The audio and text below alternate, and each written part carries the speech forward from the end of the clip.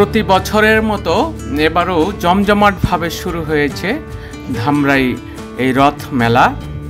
নানা ধরনের পণ্য ও সাংস্কৃতিক আয়োজনের পাশাপাশি বিশেষ আকর্ষণ হিসাবে নজর কেড়েছে মুখরোচক খাবারের স্টলগুলো। মেলার প্রবেশদ্বারে পা রাখতেই গন্ধে মন ভরে যায় ভাজাভুজি ও মশলাদার খাবারের যদুপাসলা।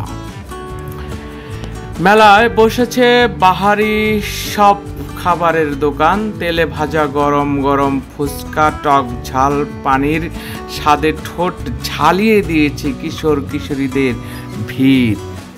রয়েছে chaat, ghugni, chowmein, roll, chicken fry, burger, hot dog, এমনকি দেশীয় খাবারের কিছু বিদেশি স্বাদের খাবারও পাওয়া যাচ্ছে, যেমন মোমো, থাই ফ্রাইড রাইস, কোরিয়ান চিকেন ইত্যাদি। আপনারা দেখতে পাচ্ছেন আসলে এগুলো কিন্তু কিছুই নয়। এখানে আছে আপনার কদমা, বাতাসা, তিলের খাজা, চিনির ঘোড়া, তারপর আরও অনেক কিছু যেগুলো আমি নাম জানি না।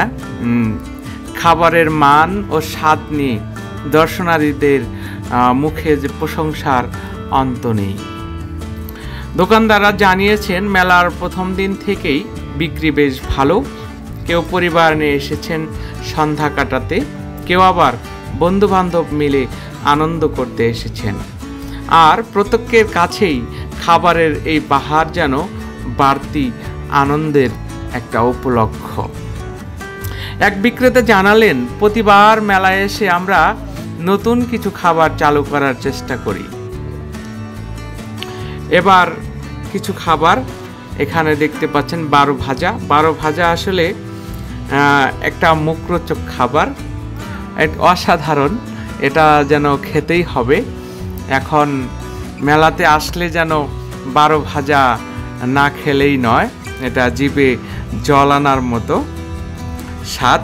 চানাচুর, বাদাম, ছোলা, বুট সব কিছু দিয়ে, পাশাপাশি এখানে বাচ্চাদের খেলনার যে ব্যবস্থা, খেলনাগুলো অবশ্য ওদিকে আমি যাইনি, যার কারণে খেলনার ভিডিও ধারণ করা সম্ভব হয়নি। তবে মেলায় খাবারের পাশাপাশি স্বাস্থ্যবিধি মেনে চলার জন্য কর্তৃপক্ষ নজর রাখছে বলে জানিয়েছেন আয়োজক কমিটি। খাবার প্রস্তুত ও পরিবেশনায় যেন কোনো অনিয়ম না হয়, সেদিকেও বিশেষ গুরুত্ব দেওয়া হয়েছে। মোট কথা, এবারের মেলায় মুখরোচক খাবারের এই বিশাল সমাহার দর্শনার্থীদের বাড়তি আনন্দ দিচ্ছে নিঃসন্দেহে। আনন্দের সাথে খাবারের এমন সমন্বয় যেন শহরের মানুষের কাছে এক বিশেষ অভিজ্ঞতা হয়ে উঠেছে। বিভিন্ন রকমের মিষ্টি, বালিশ মিষ্টি আছে, চমচম আছে, লাড্ডু আছে, তারপর জিলাপি তো থাকবেই। আসলে জিলাপি না হলে তো মনে হয় মেলাই জমে না।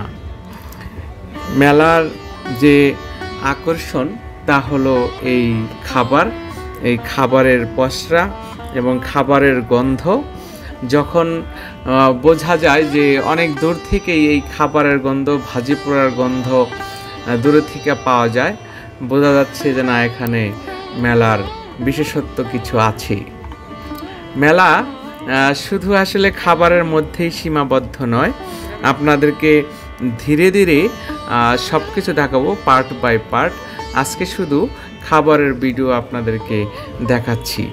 পরবর্তীতে অন্যান্য যে সামগ্রী মেলাতে পাওয়া যায় সেগুলোরও একটা ধারাবাহিক আপনাদেরকে দেখানোর চেষ্টা করব।